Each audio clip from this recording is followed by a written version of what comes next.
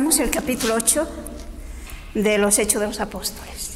Recordemos que en el capítulo 7 se nos habló de la actuación de Esteban, de San Esteban, diácono, de aquel grupo de los 7 diáconos, uno de ellos, Esteban. Y estuvimos viendo cómo pues no pudieron soportar su predicación y como no tenían argumentos para rebatírsela, pues hicieron, como ya sabemos, pues le llevaron al tribunal y en el fondo por un tumulto popular acabaron asesinando a San Esteban. Entonces hoy continuamos con los acontecimientos que siguieron después de este episodio de la muerte de San Esteban, del martirio de San Esteban. Vamos a leer los versículos 1 y 2. Saulo aprobaba su muerte. Aquel día se desató una gran persecución contra la iglesia de Jerusalén. Todos, a excepción de los apóstoles, se dispersaron por las regiones de Judea y Samaria. Unos hombres piadosos sepultaron a Esteban e hicieron gran duelo por él. Fijémonos que ahora se produce un acontecimiento nuevo en este desarrollo de la iglesia primitiva. Hasta ahora habíamos visto que era el Sanedrín el que perseguía a los apóstoles, mientras que el pueblo acogía y simpatizaba con los cristianos, con aquella comunidad cristiana que iba creciendo. Ahora, después de este encuentro, de este enfrentamiento de Esteban con los judíos de las diferentes sinagogas que habíamos visto, es el pueblo, son los de esta sinagoga los que persiguen. Y sin duda alguna fueron estos los que persiguen ya no solo a Esteban, sino también al resto. Es decir, comienza a producirse una primera persecución contra la iglesia, porque aquí la persecución es contra la iglesia de Jerusalén, dice el texto. Pero pensemos que la iglesia en su conjunto vivía allí. Fuera de Jerusalén aún no se había predicado el Evangelio. Por lo tanto, la persecución contra los cristianos de Jerusalén era la persecución contra toda la iglesia.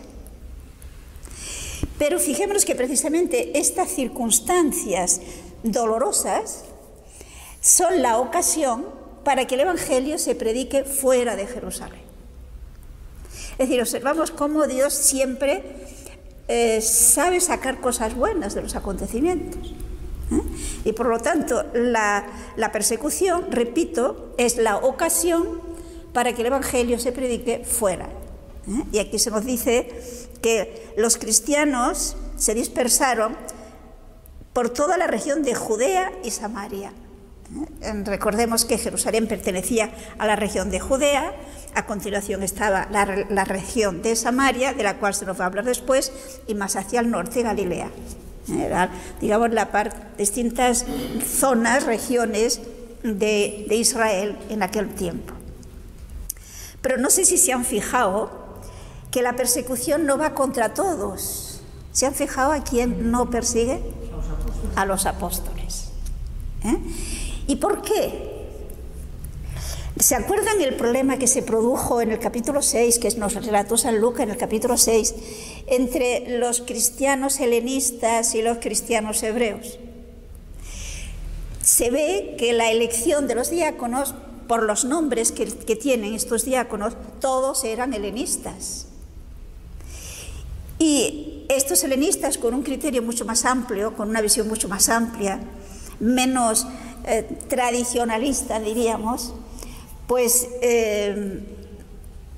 son los que son perseguidos porque son los que chocan más con la predicación, con las costumbres de los judíos. Los apóstoles todavía, digamos, vivían de una manera más tradicional el judaísmo y por lo tanto a ellos no les persigue, solamente a los cristianos helenistas que tienen que huir. Pero cuando se van, como veremos, no van en silencio, no van escondidos ni asustados, sino que van anunciando a Jesucristo. En el versículo 2 nos han dicho que unos varones piadosos, que no necesariamente tendrían que ser cristianos, podían ser judíos no cristianos, amigos de Esteban, pero que no eran fanáticos. Es decir, no se nos dice si esos que entierran a Esteban eran cristianos o simplemente eran judíos no cristianos. El hecho es pues que hacen un gran luto porque, claro, hay mucha pena por la muerte de Esteban. Continuemos, versículo 3. Entre tanto, Saulo hacía estragos en la iglesia, entraba por las casas, se llevaba por la fuerza a hombres y mujeres y los metía en la cárcel. Aquí tenemos la figura de Saulo. Saben que Saulo es San Pablo. San Pablo tiene, como ciudadano romano que es, que veremos más adelante en el libro de los Hechos, debía tener dos nombres, un nombre romano y un nombre judío. Saulo como judío, Pablo en cuanto romano. Mientras vivió en Israel, pues usa su nombre hebreo, Saulo. Y aquí se nos dice de una manera muy clara que el cabecilla, el líder en esa persecución contra los cristianos era Saulo. Y nos dice que Saulo no solamente perseguía a los cristianos en las sinagogas, como hizo con Esteban, sino incluso entraba por las casas y arrastraba hombres y mujeres y los hacía encarcelar. Él mismo habla de lo que él hacía. Fíjense en el capítulo 22, porque la conversión de San Pablo se nos habla 3 veces. Y en el capítulo 22, él mismo habla de lo que hacía. Busquemos los versículos 4 y 5 de los Hechos de los Apóstoles, 22, versículos 4 y 5. Yo perseguí a muerte a este camino, encadenando y arrojando a la cárcel a hombres y mujeres, como puede atestiguármelo el sumo sacerdote y todo el consejo de ancianos. De ellos recibí también cartas para los hermanos de Damasco, y me puse en camino con intención de traer también encadenados a Jerusalén a todos los que allí había, para que fueran castigados. O sea, fijémonos el fanatismo de Saulo. Y en el mismo capítulo, versículos 19 y 20. Yo respondí: Señor, ellos saben que yo andaba por las sinagogas, encarcelando y azotando a los que creían en ti. Y cuando se derramó la sangre de tu testigo Esteban, yo también me hallaba presente, y estaba de acuerdo con los que mataban y guardaba sus vestidos. O sea, fijémonos que aquí habla él mismo de que él encarcelaba y azotaba a los cristianos, a los judíos que se habían hecho cristianos. Y en el capítulo 26, que vuelve él a hablar de lo que él hacía, fijémonos los versículos 10 y 11. Hechos de los Apóstoles, capítulo 26, versículos 10 y 11. Así lo hice en Jerusalén, y con poderes recibidos de los sumos sacerdotes, yo mismo encerré a muchos santos en las cárceles, y cuando se les condenaba a muerte, yo contribuía con mi voto. Frecuentemente recorría todas las sinagogas y a fuerza de castigos les obligaba al blasfemar, y rebosando de furor contra ellos, los perseguía hasta en las ciudades extranjeras. O sea que este era Saulo. Fijémonos qué fuerte es esto, que a fuerza de castigo los hacía blasfemar. Es decir, que blasfemar en el sentido de que conseguía que alguno, por lo menos, da la impresión que se puede deducir de esto, renegaba de su fe para no ser perseguido. Volvemos al capítulo 8, que Saulo, el texto es muy fuerte, devastaba la iglesia. Ese furor de San Pablo persiguiendo a los que seguían el Evangelio, a los que seguían a Jesucristo, y los hacía encarcelar, hombres y mujeres. Bien, después de darnos este pincelada de lo que hacía San Pablo, ahora nos va a hablar de qué hacen esos cristianos que huyen. Leamos el versículo 4. Los que se habían dispersado iban por todas partes anunciando la buena nueva de la palabra. O sea, fijémonos aquí la actitud de estos cristianos que tienen que irse de sus casas, de su pueblo, de Jerusalén en concreto, porque era perseguido de muerte, como hemos visto la actitud de Pablo. Y estos cristianos que se ven así perseguidos, cuando se van, repito, no se van en silencio, van dando testimonio de Jesucristo. Yo no sé si nosotros seríamos capaces de, jugándonos, porque ciertamente se la jugaban, porque si lo descubría, sabemos que San Pablo, él mismo, y lo veremos en el capítulo 9, fue a perseguir a los cristianos, incluso al extranjero. Por lo tanto, si se habían ido de Jerusalén y se habían ido a otro pueblo de los alrededores de Judea, o un poco más lejos se habían ido a Samaria, no era tan lejos, no se habían ido tan lejos. Porque luego Pablo irá incluso a Siria a perseguirles. Pero sin embargo, ¿cómo es que iban dando testimonio y no asustados y escondiéndose? Fijémonos que eso revela algo muy importante y que quizás a nosotros nos falta. Y es que habían descubierto, ¿se acuerdan que Jesús compara el reino de los cielos a un tesoro escondido? Y que el que encuentra el tesoro lleno de alegría vende lo que tiene para conseguir aquel tesoro. Pues estos cristianos habían descubierto el tesoro escondido, es decir, habían descubierto a Cristo y todo lo que significa Cristo, el amor infinito que Cristo, expresión del amor del Padre, tiene a todos los hombres, el gran gesto, digamos, el acontecimiento extraordinario de la redención, es decir, de la muerte y resurrección de Jesucristo, y que eso era para todos. Yo creo que quizás no valoramos, nosotros que desde pequeñitos hemos escuchado que Dios se hizo hombre, que murió por nosotros, que predicó el Evangelio y que resucitó, lo hemos oído tantas veces, desde que éramos pequeñitos, que bueno, nos parece que es bonito y que sí, que lo creo, pero vaya, no me impresiona mucho, no me afecta mucho en mi vida muchas veces. No descubro personalmente que Jesús está vivo, que Jesús, porque ha resucitado, está vivo, que Jesús me ama, que Jesús me busca y que Jesús me ama como nadie jamás me va a amar ni me puede amar y que quiere realmente hacerme feliz, con una felicidad aquí y luego en la eternidad sobre todo. Que todos los problemas que tenemos en la situación actual, como pueden ser la enfermedad, cualquier tipo de sufrimiento, que todo eso va a desaparecer, que Cristo ha vencido la muerte y que eso es cierto y es para cada uno de nosotros. Si no hemos descubierto esto de una manera vivencial, pues yo no me las juego por dar testimonio de Jesucristo. Es decir, muchas veces incluso, pues como mostrarme cristiana a lo mejor es causa de que se burlen de mí, pues lo disimulo y me callo. ¿Y eso qué demuestra? Pues que no valoro lo que significa esto y no soy consciente de que esa persona que se burla de mí, Cristo también la ama y Cristo también la quiere salvar. Y que de Jesús se burlaron por dar testimonio de la verdad. Y no puede ser el siervo más que su Señor.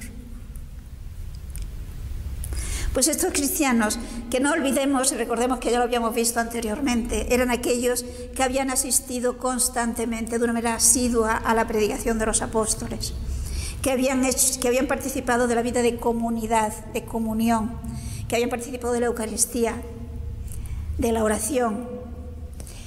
Esto había hecho que descubrieran a Jesús de una manera personal, vivencial, y que por lo tanto pues quisieran llevarlo a los demás. Porque al llevarlo a los demás es también lo que Jesús quiere, porque Jesús quiere salvar a todos. Y por esto, sin miedo a lo que les puede pasar, iban dando testimonio de Jesucristo. Y ahora se nos va a hablar en concreto de otro de los diáconos. ¿Se acuerdan que eran 7? Se nos ha hablado de Esteban y ahora se nos va a hablar concretamente de Felipe. No se trata del apóstol Felipe, sino del diácono Felipe. Leamos los versículos 5 al 8. Felipe bajó a una ciudad de Samaria y les predicaba a Cristo. La gente escuchaba con atención y con un mismo espíritu lo que decía Felipe, porque le oían y veían las señales que realizaba, pues de muchos posesos salían los espíritus inmundos dando grandes voces, y muchos paralíticos y cojos quedaron curados. Y hubo una gran alegría en aquella ciudad. Aquí tenemos la actitud concretamente de Felipe. Repito que es el diácono Felipe. Y Felipe pues llega a la ciudad de Samaria. Pensemos que la ciudad de Samaria era una ciudad, diríamos, prácticamente pagana. Se trata de una ciudad de la zona de Samaria, es decir, la capital de aquella región de Samaria. La capital, de hecho, se llamaba Augusta, es decir, Herodes el Grande la había dado un aspecto totalmente helenístico, totalmente, digamos, pagano. Incluso habían ido pues cantidad de militares, digamos militares jubilados, pero jóvenes, evidentemente, se habían establecido allí. Y por lo tanto, allí no se hablaba el arameo, se hablaba, pues en todos aquellos se hablaba el griego, tenían otra cultura totalmente distinta. Pero además, no sé si se acuerdan quiénes eran los samaritanos, porque es importante para poder entender todas estas circunstancias. Recuerden que el mismo Jesús también predicó en Samaria. ¿Se acuerdan del episodio de la samaritana?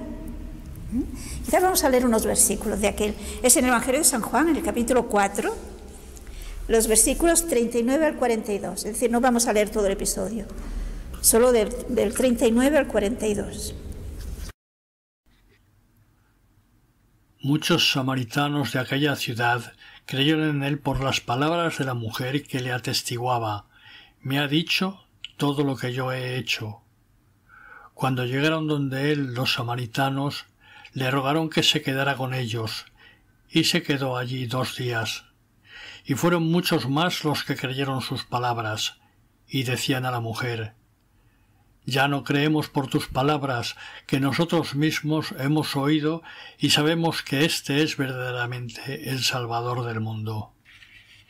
O sea que, como vemos, Jesús estuvo en Samaria con motivo del episodio de la samaritana, y no solo fue la mujer la que escuchó el mensaje de Jesús, sino que, como vemos aquí, la mujer enseguida, es lo normal, el que encuentra a Jesucristo no se lo puede callar, corre, y muchos samaritanos vinieron, se encontraron con Jesús y le pidieron que se quedara en Samaria, y Jesús estuvo predicando a los samaritanos. Bien, es verdad que hay una otra ocasión en que Jesús, viniendo desde Galilea hacia Jerusalén, quiere pasar por Samaria y que le acojan en una ciudad. Pensemos que entonces no había hoteles ni pensiones, y los samaritanos aquellos se negaron a acogerlo, ¿se acuerdan? Y tuvo que ir a otro sitio donde le acogieron. Es decir, la actitud de los samaritanos en general hacia los judíos era de rechazo, como de los judíos hacia los samaritanos. Había una gran enemistad entre estos dos pueblos. ¿Y por qué? En el libro de los Hechos se nos habla del origen de los samaritanos. Recuerden que cuando el reino del norte de Israel, no el reino del sur, sino el reino del norte, fue llevado en cautiverio y los asirios los deportaron, trajeron habitantes paganos de los asirios, que era una manera que tenían en aquella época de conseguir que un país no se pudiera remontar otra vez, porque si los habitantes más importantes los dispersaban, se quedaba sin gente que pudiera rehacerse nuevamente, ¿no? Que se rebelase, etc. Y entonces estos paganos que vinieron y se establecieron en Samaria, pues pensaron que las cosas no le iban bien porque no conocían las costumbres, según su mentalidad pagana, del Dios del país. Por lo tanto, les pidieron a los judíos dispersos que le mandaran algún sacerdote judío para que les enseñara las costumbres, pongamos eso entre comillas, de Yahvé, del Dios de los judíos. Y por lo tanto, aquel pueblo resultó que al final su religión era una mezcla. Adoraban a Dios, adoraban a Yahvé, practicaban de alguna manera la religión judía, pero al mismo tiempo conservaban sus costumbres paganas.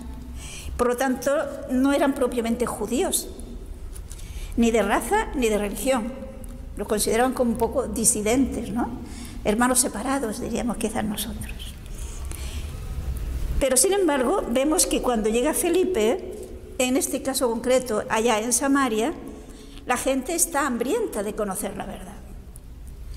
Y cuando Felipe les anuncia a Jesucristo, les anuncia el Evangelio, pues vemos que muchos se convirtieron. También vemos que Felipe, con la gracia que tiene de parte de Dios, con los dones que ha recibido del Espíritu Santo, hacía muchos milagros. Y por lo tanto, paralíticos y cojos, etcétera, eran curados. Y claro, es normal que esto produjese mucha alegría, una gran alegría en el pueblo. Alegría por los milagros, pero también por el mensaje que les traía Felipe. Y como consecuencia, pues muchos se convierten. Podemos continuar. Los versículos del 9 al 11. En la ciudad había ya de tiempo atrás un hombre llamado Simón que practicaba magia y tenía atónito al pueblo de Samaria y decía que él era algo más grande. Y todos, desde el menor hasta el mayor, le prestaban atención y decían: «Este es la potencia de Dios llamada la Grande». Le prestaban atención porque les había tenido atónitos por mucho tiempo con sus artes mágicas. Aquí se nos habla de un mago y con la mentalidad típica del mago. Y es muy curioso porque en nuestro tiempo también aparecen cosas así. Personas, o sea, este mago, pues a través de magias, a través de mentiras, a través de engaños, pues conseguía hacer cosas fantásticas. Con lo cual, pues todo el mundo estaba embaucado. Y podemos imaginarnos que si estaban embaucados y le seguían, pues esto suponía una ganancia para el mago. Es decir, se ganaba la vida de esa manera, mintiendo, engañando y haciendo magia. Pero claro, con esa mentalidad suya de mago, cuando ve lo que hace Felipe, ¿qué piensa? Pues que es un mago más listo que él, que sabe más trucos. Y por lo tanto, a él le interesa aprender esos trucos de Felipe. ¿Y no les parece que esa mentalidad también existe entre nosotros? No se manifiesta de esa forma, pero en el fondo sí. Pensemos qué es lo que se ofrecen muchos, pondremos entre comillas, magos, a mucha gente de nuestro tiempo. La solución de todos los problemas, ¿no? Soluciones de problemas económicos, de falta de trabajo, soluciones de amor, problemas de salud. Entonces, con esa mentalidad, imaginemos que ahora viniera Felipe y hiciera milagros. Y de hecho Dios hace milagros. ¿Cómo lo entiende? Magia. A ver, yo me ha tocado a veces hacer catequesis a jóvenes y explicar algún milagro y dicen que hacía magia. La mentalidad cuando falta la fe, es decir, cuando no vemos que Dios es el autor de cuanto existe, que Dios es el que ha puesto las leyes en la naturaleza y que por lo tanto Dios las puede cambiar si quiere.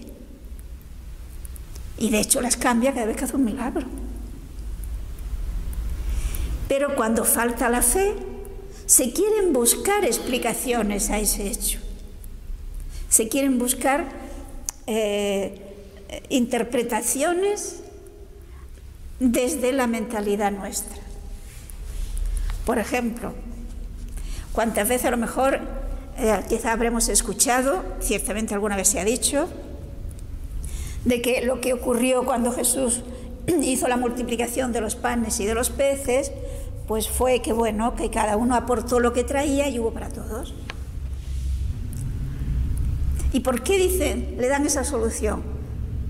Pues porque no creen en que Dios pueda multiplicar los panes y los peces. Es decir, cuando falta la fe, se buscan razones humanas. Pero para Dios no hay nada imposible. Y Dios hace milagros. De hecho, para la canonización de una persona se exige un milagro. Y la Iglesia lo investiga bien para que se vea que es milagro, que no es una cosa que tenga explicación humana. Bien, pues este mago, como veremos, ve a Felipe haciendo milagros y lo interpreta evidentemente desde su mentalidad de mago como magia mejor hecha que la que él hacía. Continuemos, versículos 12 y 13.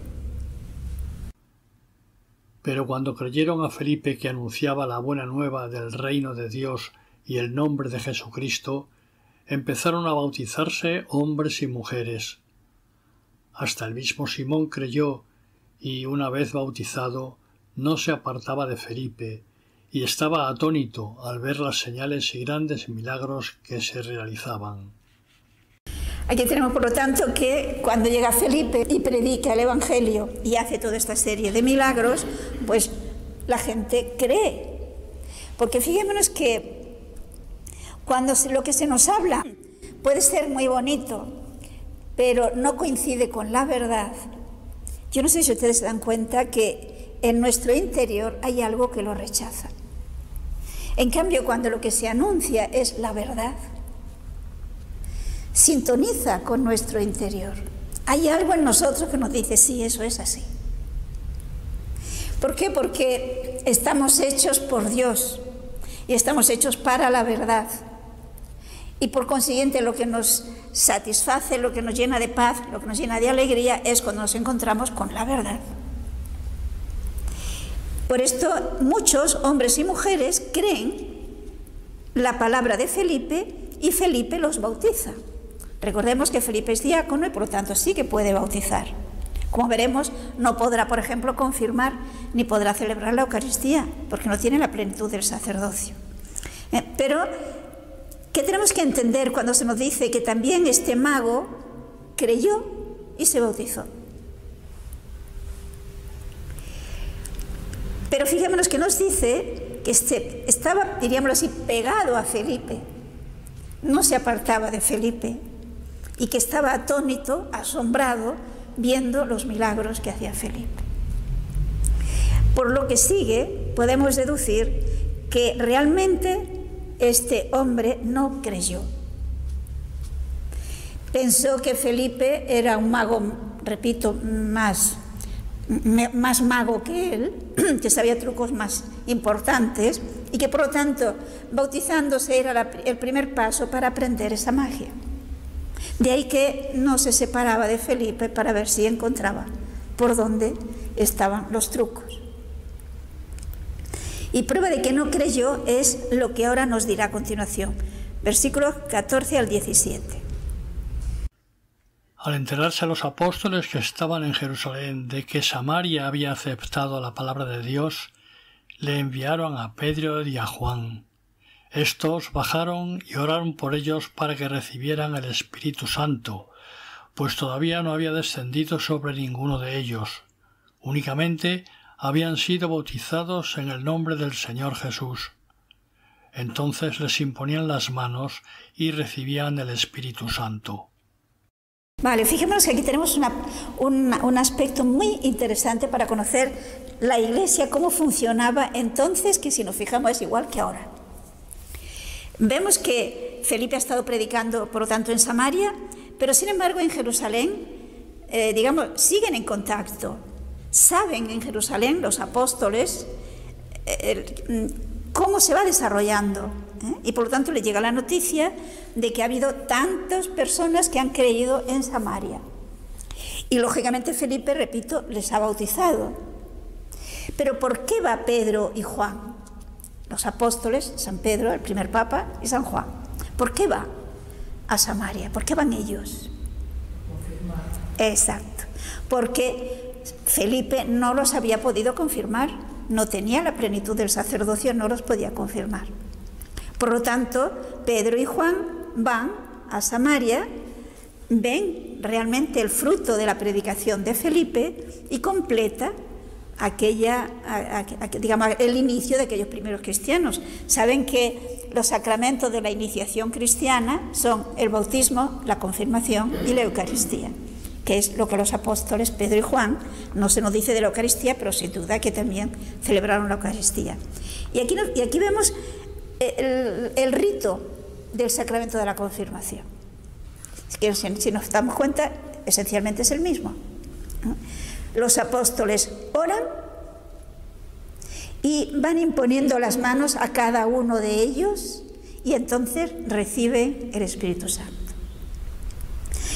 Y tengamos en cuenta que en aquel tiempo, en aquel inicio de la Iglesia, la recepción del Espíritu Santo, cuando el Espíritu Santo venía sobre una persona, se manifestaba externamente. Recordemos que cuando los apóstoles en Jerusalén, el día de Pentecostés, reciben el Espíritu Santo, se sienten movidos por el Espíritu Santo a aclamar a Dios en distintas lenguas. Y cuando veremos en otra ocasión, que se nos da en el libro de los Hechos, ocurre lo mismo. Aquí, aunque no se dice, sin duda alguna hubo esa manifestación exterior por lo que sigue.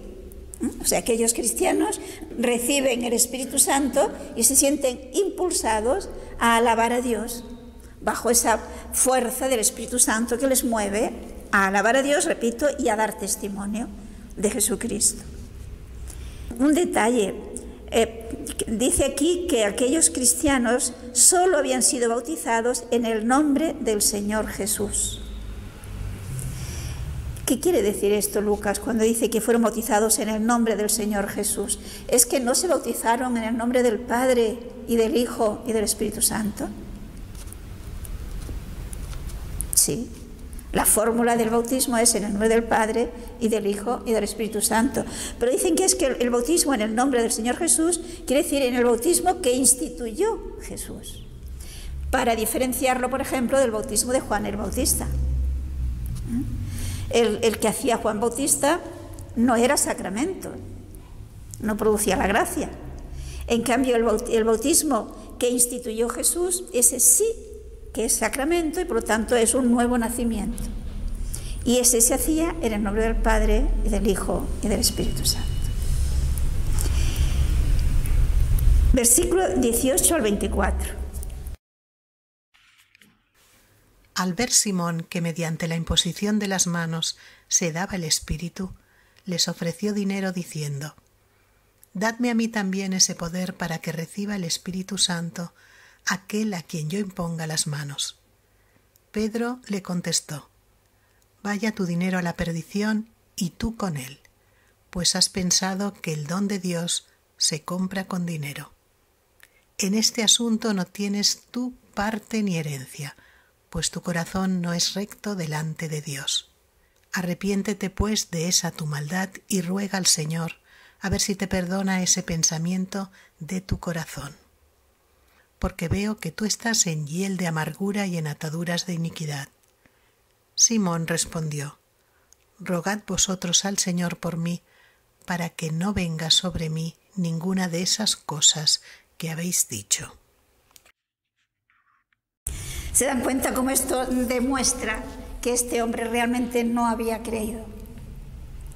Porque ¿qué es lo que ocurre? Pues que cuando Simón ve que con el hecho de imponer las manos Pedro y Juan a aquellas personas recibían el Espíritu Santo, piensa que son todavía más importantes, magos más importantes.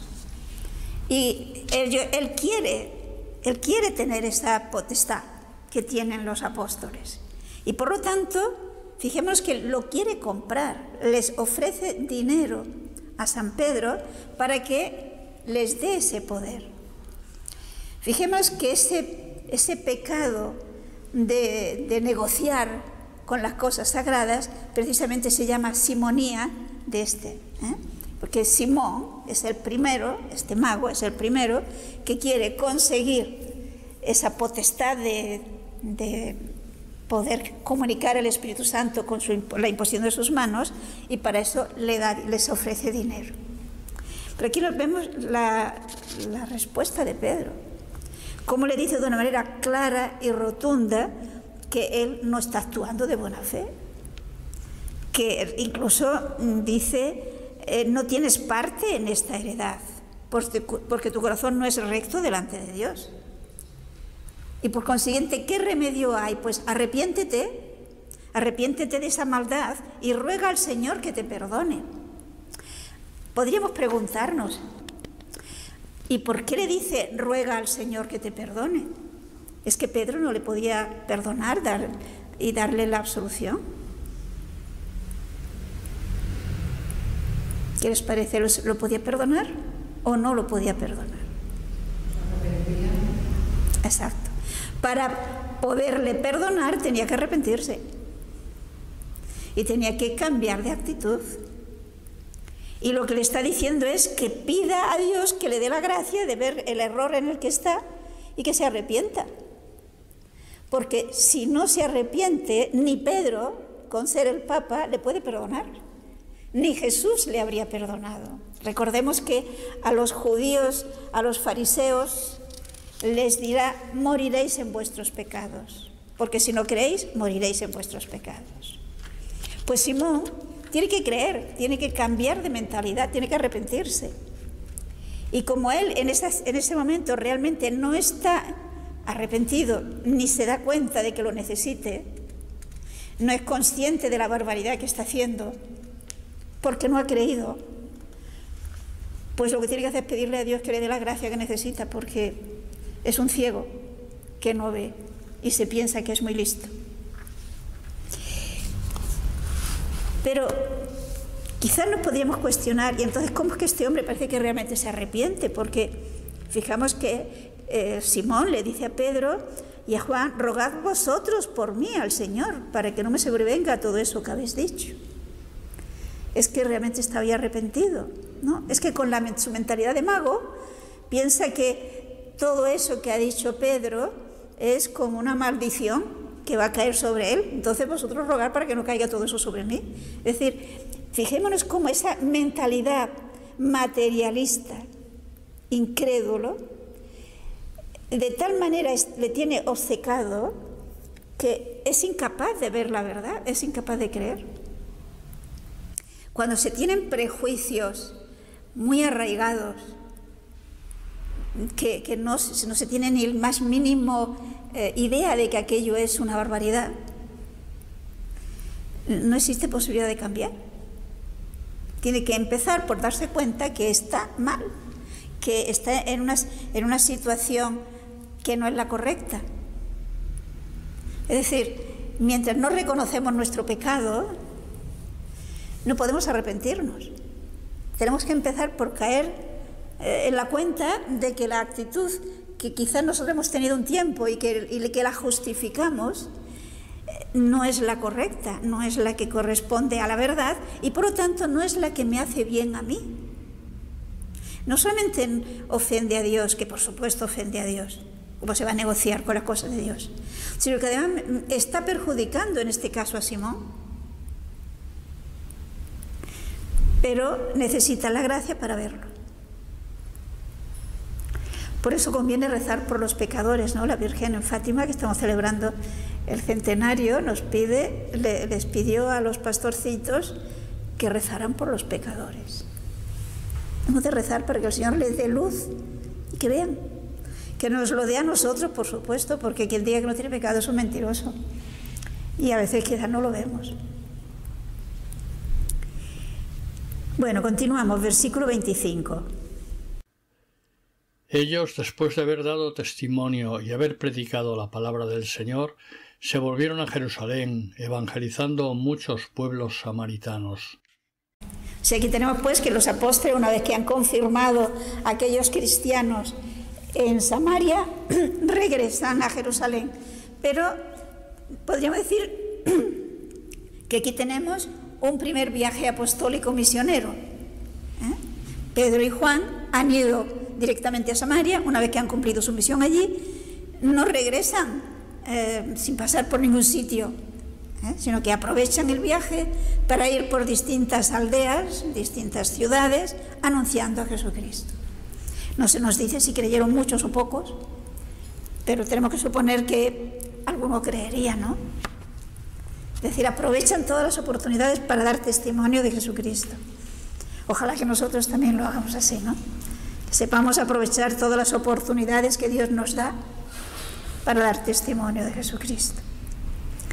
Versículo 26. El ángel del Señor habló a Felipe diciendo: Levántate y marcha hacia el mediodía por el camino que baja de Jerusalén a Gaza. Es desierto. Observemos que es un factor muy interesante la acción del Espíritu Santo en la Iglesia. Dios, a través de un ángel significa mensajero, ¿no? Le dice a Felipe que vaya, en concreto, que no sabemos si estaba en Samaria, si estaba en Jerusalén, no sabemos en este momento dónde estaba Felipe, cuando recibe este encargo, de que vaya precisamente al camino que va hacia Gaza, que es un camino desierto. Es un camino desierto porque es el camino que llevaba hacia Egipto, y por lo tanto era por la parte atravesando el Sinaí, o sea, por la parte del desierto, ¿no? Y en el desierto en el sentido de que no había mucha gente, que por allí no circulaba, que era muy solitario. Este es propiamente el sentido. Y Felipe hace caso, se levanta y va hacia allá. Fijémonos que por lo que vemos aquí no le ha dicho en concreto qué es lo que tiene que hacer allí. Es algo así como el que le dijo Dios a Abraham: sal de tu tierra. Pues él lo mismo, le dice que vaya, y Felipe se pone en camino y va hacia esa zona del camino que conduce hacia Egipto, como digo. Versículos 27 y 28. Se levantó y partió, y he aquí que un etíope eunuco, alto funcionario de Candace, reina de los etíopes, que estaba a cargo de todos sus tesoros y había venido a adorar en Jerusalén, regresaba sentado en su carro, leyendo al profeta Isaías. Tenemos aquí un caso muy, muy interesante y que nos demuestra cómo Dios, cuando una persona sinceramente, con interés, busca la verdad, Dios se encarga de que de una forma o de otra la pueda conocer. Aquí tenemos a este eunuco que es ministro de la reina Candace de Etiopía. Pensemos que no se trata de la Etiopía actual, sino que se llamaba Etiopía a la parte de Nubia, al sur de Egipto. Y se trata de una persona importante, diríamos hoy era el ministro de Hacienda de la reina. Y el Candace es el nombre que se le daba a las reinas de Etiopía, lo mismo que Faraón es el nombre que se da a los reyes de Egipto, ¿no? Bien, pues entonces este hombre había venido a Jerusalén para adorar a Dios, lo cual quiere decir que era un prosélito, es decir, era una persona convertida al judaísmo. Y tal como prescribía la ley, que todo creyente, todo judío creyente debía ir a Jerusalén por lo menos una vez al año para participar sobre todo de la Pascua y de alguna de las otras fiestas importantes, ¿no? Tabernáculos, etc. Y ya iba de regreso a su país. Iba montado, hoy diríamos, en un coche. El carruaje elegante de entonces pues era un carro. Y curiosamente, fijémonos que nos dice que este hombre de regreso iba leyendo al profeta Isaías.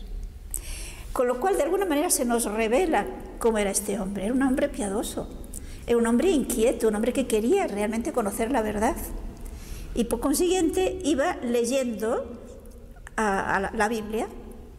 Y tal como era costumbre, como veremos más adelante, la leía en voz alta.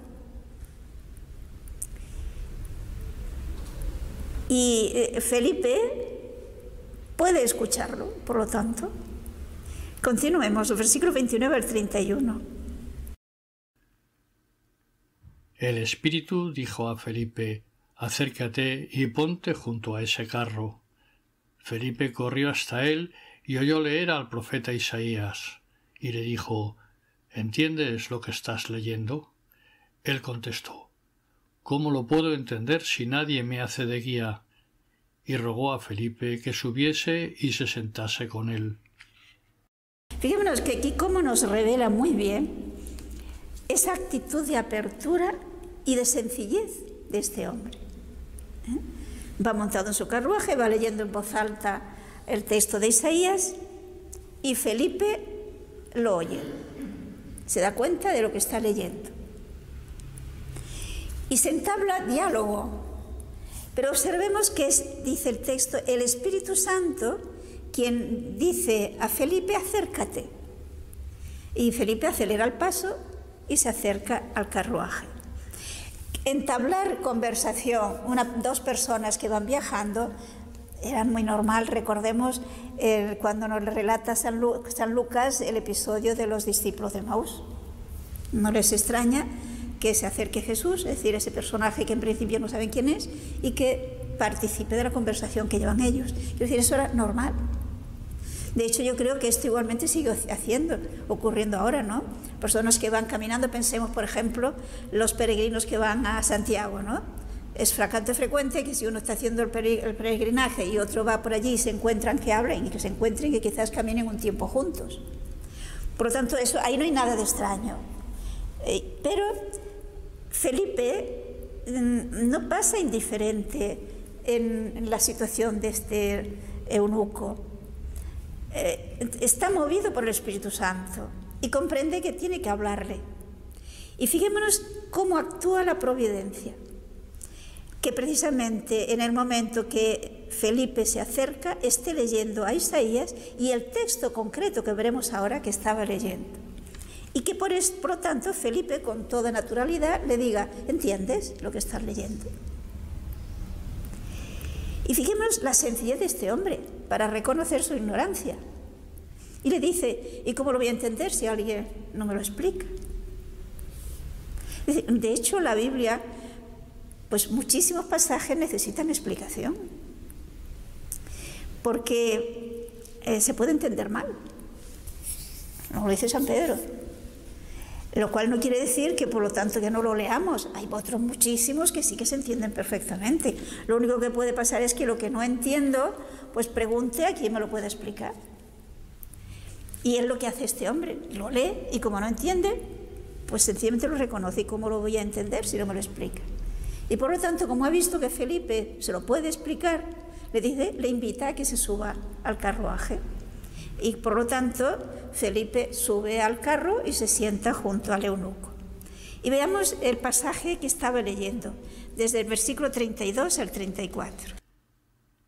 El pasaje de la Escritura que iba leyendo era este: fue llevado como una oveja al matadero, y como cordero, mudo delante del que lo trasquila, así él no abre la boca. En su humillación le fue negada la justicia. ¿Quién podrá contar su descendencia? Porque su vida fue arrancada de la tierra. Fijemos que el texto que estaba leyendo es precisamente el texto del capítulo 53 de Isaías. ¿Se acuerdan que es un capítulo que es uno de los cantos del siervo de Yahvé, en los que parece casi una meditación de la pasión de Jesucristo? Y eso que está escrito, pues, mucho tiempo, siglos antes del acontecimiento, pero bajo la luz del Espíritu Santo, el profeta Isaías anuncia cantidad de detalles de la pasión de Jesús. Y en concreto estaba leyendo este texto que como que se refiere, repito, a Jesucristo, pues le da pie para hablarle de Jesús. Porque dice: como una oveja llevada al matadero, como un cordero que es trasquilado estaba. Es decir, la actitud de Jesús durante la pasión de no responder, de callar, de un juicio injusto. Y claro, se comprende que el eunuco no lo entiende y piensa: bueno, ¿el profeta de quién está hablando? ¿De él mismo o de otro? Bueno, pues entonces tiene Felipe la oportunidad de hablarle de quién es ese, de quién está hablando el profeta Isaías, que evidentemente se trataba de Jesús. Vamos a terminar el capítulo de los versículos 35 al 40. Felipe entonces, partiendo de este texto de la Escritura, se puso a anunciar la buena nueva de Jesús. Siguiendo el camino, llegaron a un sitio donde había agua. El eunuco dijo: «Aquí hay agua, ¿qué impide que yo sea bautizado?». Y mandó detener el carro. Bajaron ambos al agua, Felipe y el eunuco, y lo bautizó. Y en saliendo del agua, el Espíritu del Señor arrebató a Felipe, y ya no le vio más el eunuco, que siguió gozoso su camino. Felipe se encontró en Azoto y recorría evangelizando todas las ciudades hasta llegar a Cesarea. Como vemos aquí, el San Lucas nos resume muchísimo, es decir, no dice de hecho nada de la explicación que le dio Felipe al eunuco. Pero ciertamente, partiendo de ese texto de Isaías, le habló de Jesucristo. Y por lo tanto, le habló de que Jesucristo es el Redentor, de que es el Hijo de Dios hecho hombre, etcétera, etcétera, etcétera. Cuando podemos pensar que duró mucho tiempo ese viaje, ¿no? Duró tiempo suficiente como para que Felipe le pudiera explicar bastante ampliamente el mensaje de Jesucristo, el mensaje del Evangelio. Y cuando llegan a una zona que hay agua, el eunuco se siente suficientemente formado y deseoso de participar de la misión de la obra de Jesucristo, deseoso de entrar a formar parte de los cristianos, y le dice: aquí hay agua, ¿qué inconveniente hay en que me bautice? Recordemos que el bautismo es un nuevo nacimiento, es un quedar incorporados en Jesucristo, un comenzar a formar parte del cuerpo místico. Y dice que Felipe le dijo: pues ninguno, si crees. ¿Se acuerdan lo que nos dice San Marcos? Es decir, Jesucristo en el Evangelio de San Marcos, cuando dice que vayan a predicar. Les dirá: el que crea y se bautice se salvará, el que no crea se condenará. Por lo tanto, este hombre cree, y porque cree se puede bautizar. ¿Y qué es lo que dice que cree? Aquí se lo dice muy resumido, que Jesucristo es el Hijo de Dios. Es decir, fijémonos que por lo tanto, para poderse bautizar se necesita creer en Dios, creer que Dios se ha hecho hombre, es decir, creer en la encarnación, creer en la obra de Jesucristo, por lo tanto creer en la Iglesia, creer en los sacramentos, creer en la vida eterna, lo que recibimos en el credo, ¿no? Cuando recitamos el credo. Este hombre cree. Hoy día, igualmente, para bautizarse una persona hace su profesión de fe, igual que hizo Felipe, igual que hizo este eunuco. Por lo tanto, Felipe bautiza a este hombre, que fijémonos que su reacción es la alegría. Eso lo vamos a ver siempre en los textos que iremos viendo. Es la alegría de la fe, la alegría del encuentro, del amor infinito de Dios, del amor infinito de Jesucristo, de saberse amado y amar, tener la capacidad de amar, que es lo que nos da la gracia. Y por lo tanto ya se va contento, feliz, se olvida de Felipe. Y aquí vemos cómo interviene el Espíritu Santo nuevamente con Felipe. Se nos dice que va predicando por una serie de ciudades hasta que finalmente llega a Cesarea. Luego ya veremos más adelante que lo encontraremos en Cesarea, casado con sus hijas que se dedican también a la evangelización, etc. Por lo tanto, fijémonos que es realmente interesante darse cuenta cómo actúa el Espíritu Santo para que el Evangelio se vaya extendiendo y para que se viva a fondo. San Pablo nos dice en la carta a los Romanos que el amor de Dios ha sido derramado en nuestros corazones por el Espíritu Santo. Y esto lleva a la alegría de la fe, a la alegría de creer. Hoy día igualmente el Espíritu Santo sigue moviendo a la Iglesia. Y de hecho el Espíritu Santo nos quiere mover a cada uno de nosotros porque hemos sido confirmados. Pienso que tenemos que agudizar un poco más nuestra capacidad de percibir esa presencia del Espíritu Santo, que nos da alegría, que nos impulsa a dar testimonio de Jesucristo y que nos impulsa a ser coherentes en nuestra fe. Bien, vamos a quedar aquí y el próximo día ya veremos que el Saulo terrible se hace en San Pablo. Eso lo dejamos para el próximo día, si Dios quiere.